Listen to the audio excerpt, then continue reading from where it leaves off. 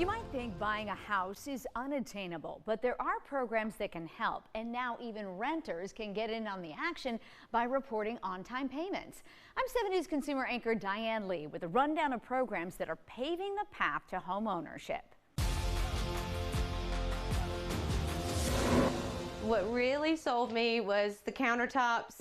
How J.C. Pittman was able to afford this Chesney home on a teacher's salary has a lot to do with her focus on education. We're talking Homeownership Assistance Programs 101. Sometimes those loans can be very finicky in requirements, so sometimes it was kind of like piecing together a puzzle. Pittman's own educator in the world of mortgage assistance was Scott Gregg with Prime Lending in Spartanburg. She was able to come to closing with essentially no money. That's because Gregg was able to match her with 2 assistance programs. First is SC State Housing. It's for first-time home buyers with income limits depending on where you live. The second, Palmetto Heroes, which covers up to $10,000 in down payment assistance for people who meet the income threshold and work as first responders, healthcare providers, and teachers. It's nice to know that people kind of recognize the work that we put into the community. Of course, not everyone is a Palmetto hero, but most people who are looking to buy a home have started out by renting an apartment. What do you think of your rent? It's expensive. Very expensive. It's my whole paycheck. It's no wonder Eileen Tamayo is working towards home ownership. She's taking advantage of a program that helps your credit. It's called Make Rent Count and allows renters or landlords to report on-time payments to the credit bureaus. It automatically goes to my credit, and I pay that on time. And have you seen your credit score increase? Oh, yeah.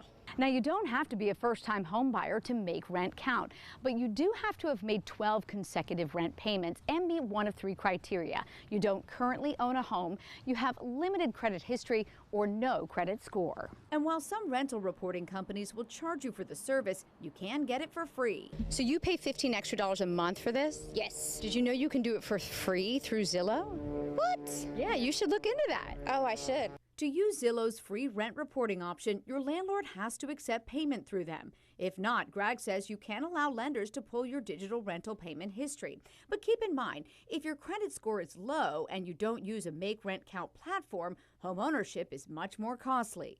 You're going to pay significantly more in interest than somebody that has, let's say, a 740 credit score. But even getting to that 620 is a big advantage for most lenders. Gregg says a few more programs to keep in mind are USDA loans for rural areas. Those offer 0% down payments. And while they have income limits, more areas of the upstate qualify than you might think. And finally, FHA loans. They focus on debt to income ratio rather than income limits. FHAs cap the typical 20% down payment requirement at only 3.5%. The point is, as Pittman can attest, education is key. Would you have been able to afford this home without those programs? It would have been to the bare tooth, the bare skin of my teeth if so, but honestly, in retrospect, no. And after our chat, Tamayo, who now has a credit score of 750, says she'll seek help from a mortgage lender so she and her husband can move into a home of their own. Hopefully soon in the next year, whenever my lease is up. Those mortgage loan officers, by the way, get paid by the bank, so you don't have to pay a dime.